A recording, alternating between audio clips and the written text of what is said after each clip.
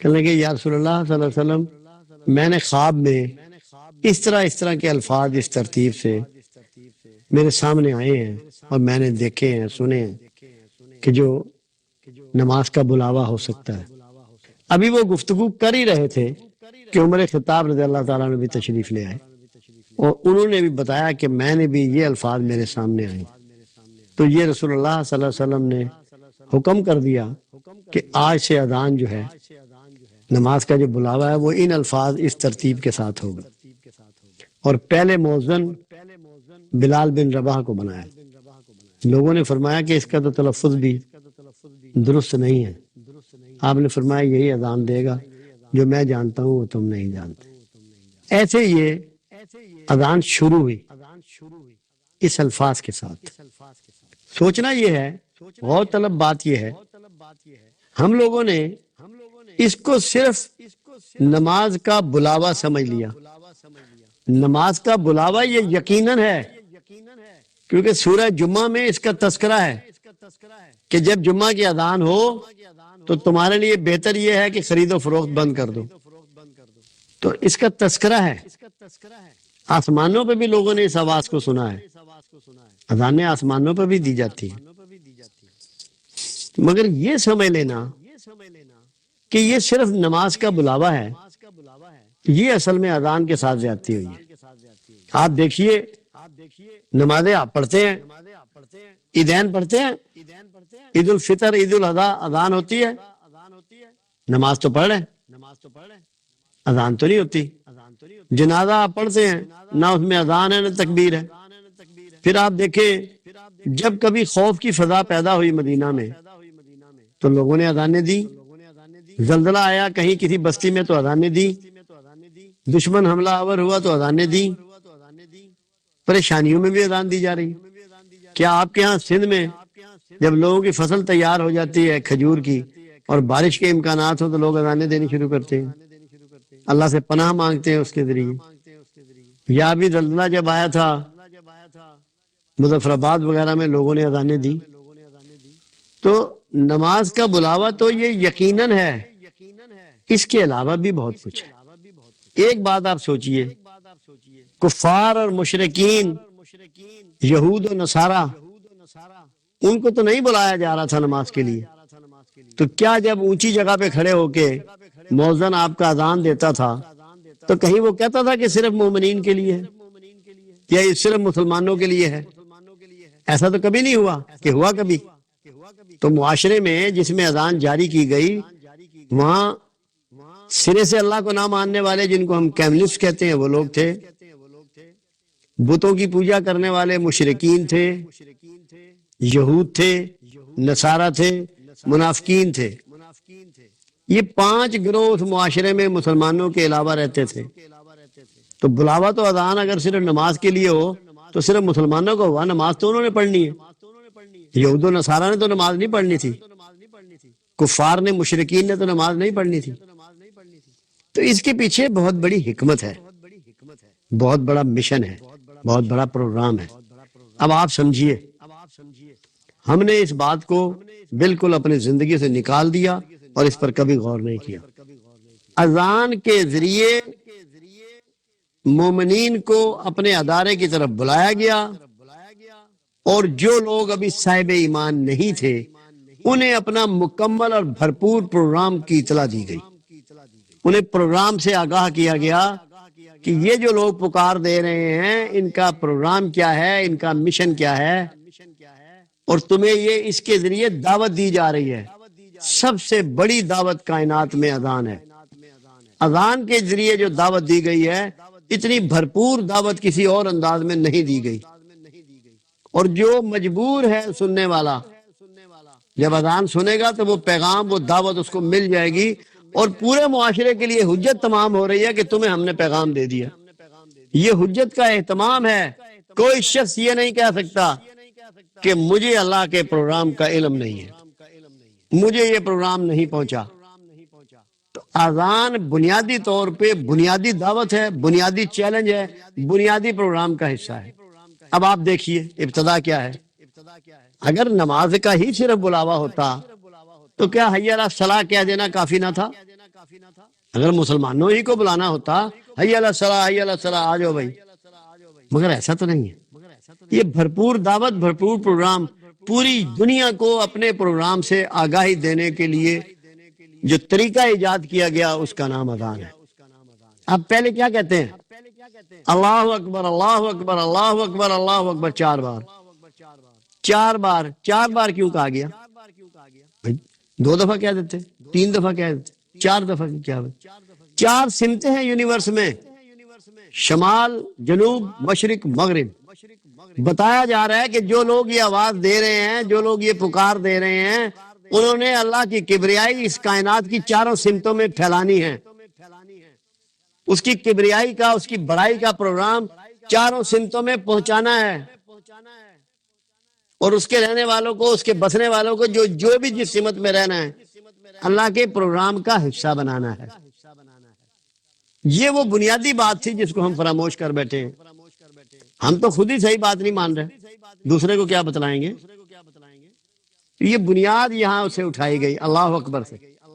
وہ زمانہ وہ تھا، یہودی کہتے تھے کہ ہم اللہ کی برگزیدہ قوم ہیں، اس کے پیغمبروں کی اولاد ہیں، ہم بڑے ہیں، ہمیں اللہ اگر عذاب بھی کرے گا تو ایک رات سے زیادہ نہ کرے گا۔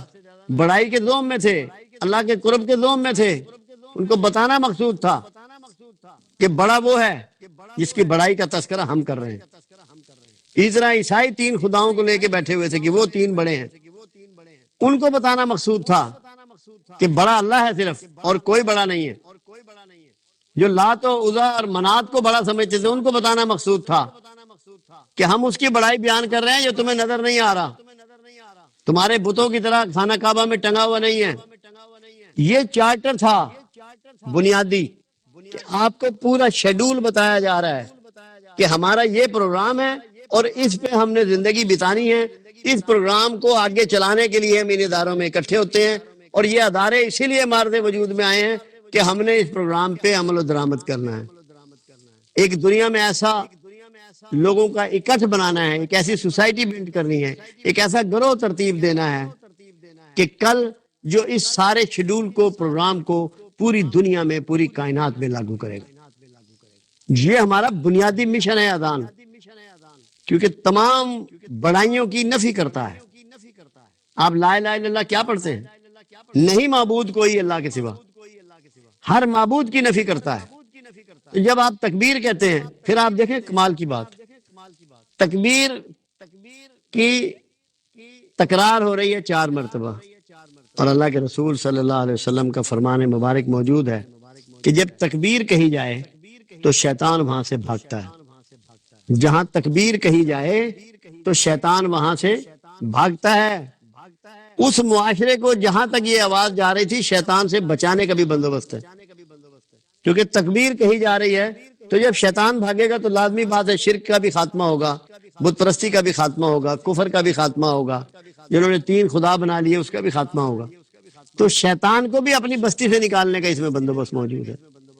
اور وقت نے ثابت کیا کہ اللہ کے رسول صلی اللہ علیہ وسلم کے اس ایریے میں ایک بھی غیر مسلم نہ رہا، شیطان بھاگ گیا۔ اور اللہ کے حبیب نے نہیں فرمایا، شیطان مایوس ہو چکا ہے اس بات سے کہ کبھی اس کی پرستش کی جائے گی، وہ تمہیں چھوٹے چھوٹے کاموں میں الجھا دے گا۔ تو یہ تکبیر کی تکرار نے شیطان کو اس علاقے سے نکال دیا۔ تو یہ شیڈول کا پہلا حصہ ہے کہ اللہ کی کبریائی کے نظام کو ہم نے پورے دنیا کے 4 کونوں میں پھیلانا ہے۔ یہ اپنا پروگرام بتایا جا رہا ہے معاشرے کو۔ یہ اعلان ہے۔ اعلان کس لیے ہوتے ہیں؟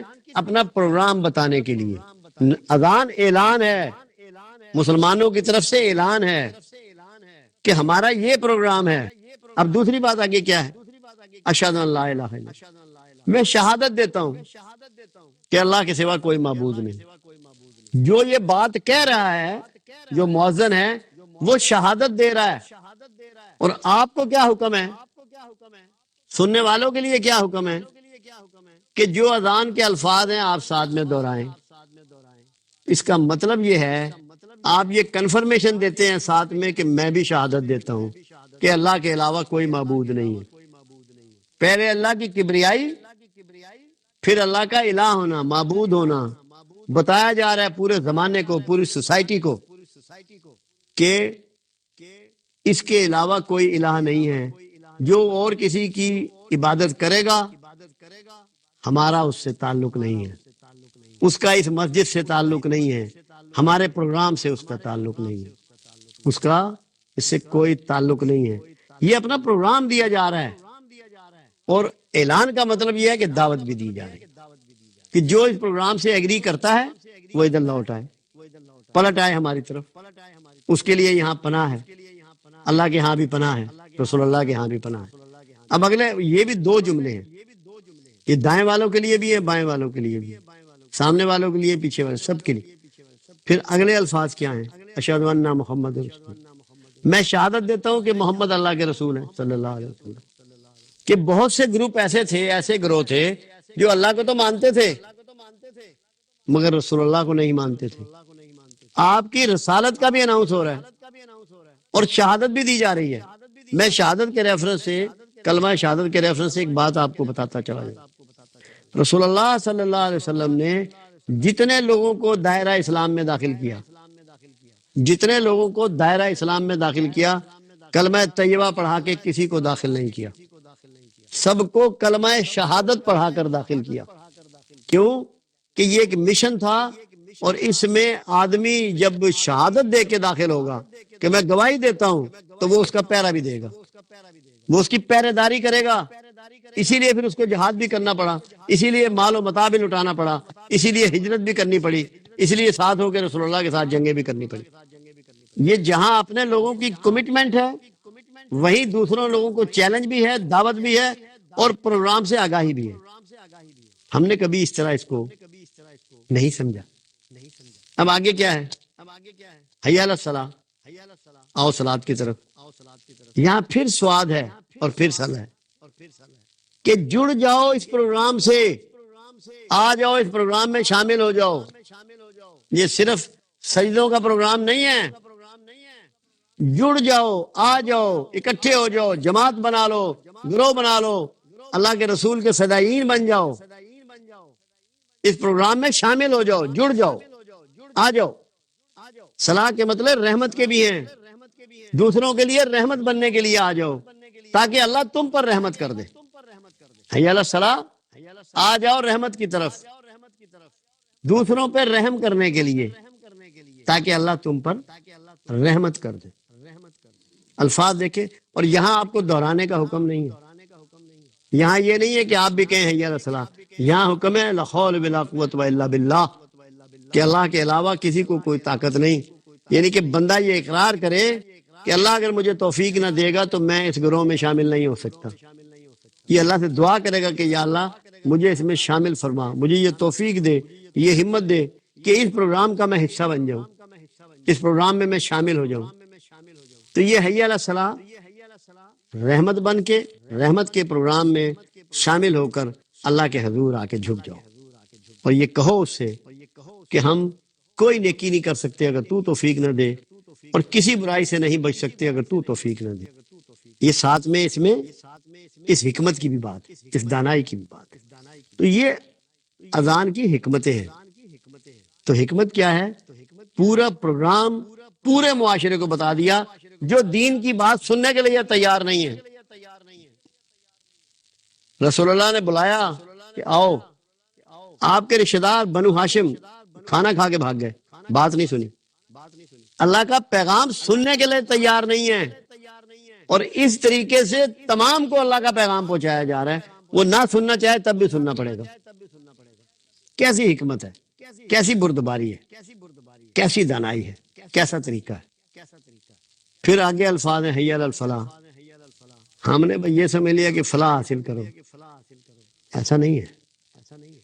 آپ نے دوسروں کی فلاح بننے کے کام وہاں بیٹھ کے انجام دینے ہیں، اپنے معاشرے کی فلاح کا، سدھار کا کام کرنا ہے۔ اور کیا رسول اللہ صلی اللہ علیہ وسلم کا سیکریٹریٹ وہ نہیں تھا؟ سپہ سالاری کا مرکز نہیں تھا؟ عدل و انصاف کا مرکز نہیں تھا؟ غریب پروری کا مرکز نہیں تھا؟ داد رسی کا مرکز نہیں تھا؟ دین کی تبلیغ کا مرکز نہیں تھا؟ بہترین رائے اور حکمت سکھانے کا مرکز نہیں تھا؟ مسجد ہی تو تھا، اور مسجد کی اہمیت ہے وہیں سے سب سیکھا، وہیں سے غریبوں کی دلداری ہوئی، دلجوئی ہوئی، خدمت ہوئی، وہیں سے تبلیغی طائفے بنے، وہیں سے جہاد کے لیے غازی اور شہید نکلے۔ یہ فلاح معاشرہ کے ایک شیڈول اور پروگرام تھا جس میں آنے والے کی اپنی فلاح پہلے نمبر پہ ہے، اپنی فلاح بھی حاصل کرے گا اور دوسروں کے لیے فلاحی پروگرام وہاں بیٹھ کے مرتب کرے گا، ان میں اپنا حصہ ڈالے گا۔ اور ایک عرصہ دراز تک کیا مسجد کا یہی رول نہیں رہا؟ کیا لوگوں کی فلاح وہاں سے نہیں جاری ہوتی رہی اور وہاں کے لوگ منظم ہو کے آنت نہیں کرتے رہے، پریشان حال لوگوں کی تکلیفیں دور نہیں کرتے رہے؟ تو فلاحی مرکز، فلاح کے لیے جو آپ کا گول ہے معاشرے میں، جو اللہ تعالیٰ کا مقصود ہے کہ معاشرے میں معاشرہ فلاحی ہو، امن ہو، عزت ہو، محبت ہو، دلجوئی، دلداری ہو، خدمت ہو، اور اس کے بعد میرے حضور جھک جائیں، سجدہ ریز ہو جائیں کہ یہ تیرے انعامات ہیں، تیرا فضل ہے، تیری مہربانی ہے کہ تو نے ہمیں یہ توفیق دی اور ہم آج فلاحی معاشرہ تشکیل دینے میں کامیاب ٹھہرے، ہم تیرے شکر گزار بندے بنتے۔ وہ ایک پروگرام ہے، صرف سجدے کا پروگرام نہیں ہے اسلام میں، ہر چیز کے لیے پروگرام ہے۔ اور پھر 2 دفعہ ہے اللہ اکبر، اللہ اکبر، کہ ہم پھر آخر ہمارا گول اور پروگرام یہ ہے کہ ہم میں سے کوئی بڑا نہیں ہے۔ ہمارے یہاں ایک بڑی غلط فہمی ہوتی ہے، اللہ اکبر کا ترجمہ لوگ کرتے ہیں اللہ سب سے بڑا ہے، یہ غلط ہے۔ اس کا مطلب کوئی اور بھی بڑا ہے جو اللہ سب سے بڑا ہے۔ اللہ اکبر اللہ بڑا ہے، اس کے علاوہ کوئی بڑا نہیں ہے۔ بڑائی صرف پروردگار عالم کے لیے اور کسی کے لیے نہیں۔ ہم اس کا ترجمہ بھی غلط کرتے ہیں، آخر میں پھر 2 دفعہ اللہ اکبر، اس کی تکرار ہے اللہ اکبر کی، یعنی کہ ہمارا ایمفیسائز ہے، ہمارا اس پر پورا زور ہے کہ ہمیں اللہ کی بڑائی کو ہر حال میں قائم کروانا ہے۔ یہ اپنے مشن کی فوکس جو ہے وہ اللہ کی بڑائی اور بزرگی ہے کہ اس کو ہم نے تسلیم کرانا ہے دنیا سے، اور کوئی بڑا نہیں ہے۔ جب انسان اللہ کے علاوہ دوسرے معبود بناتا ہے، اس کا مطلب ہے کہ اس کو وہ بڑا سمجھتا ہے۔ جب اللہ کے علاوہ کسی اور کو بڑا سمجھ لے گا تو اس کے حضور سر جھکا دے گا۔ تو اللہ تو یہ نہیں چاہتا، اللہ کے رسول صلی اللہ علیہ وسلم تو یہ نہیں چاہتے، وہ تو چاہتے ہیں کہ انسان کا سر جو ہے وہ صرف اللہ کے آگے جھکے، اس کے علاوہ جب جھکتا ہے تو وہ ساری خرابیاں وہیں سے پھوٹتی ہیں اور جنم لیتی ہیں۔ اس لیے پھر تکرار اذان میں کی گئی، 2 دفعہ اللہ اکبر کے الفاظ رکھے گئے، اور آخر میں کیا ہے؟ لا الہ الا اللہ، کہ نہیں کوئی معبود اللہ کے سوا، کہ جو یہ چاہتے ہیں، جو یہ محسوس کرتے ہیں، جو یہ فیل کرتے ہیں، تو وہ لازمی طور پہ پہلے اس پروگرام پہ چلیں گے کہ اللہ کے علاوہ کسی کو الہ نہیں مانیں گے، کسی کو معبود نہیں مانیں گے۔ جب اس پروگرام پہ چل جائیں گے تو اس کا مطلب یہ ہے کہ ان کی نظر میں کوئی بڑا نہیں رہے گا۔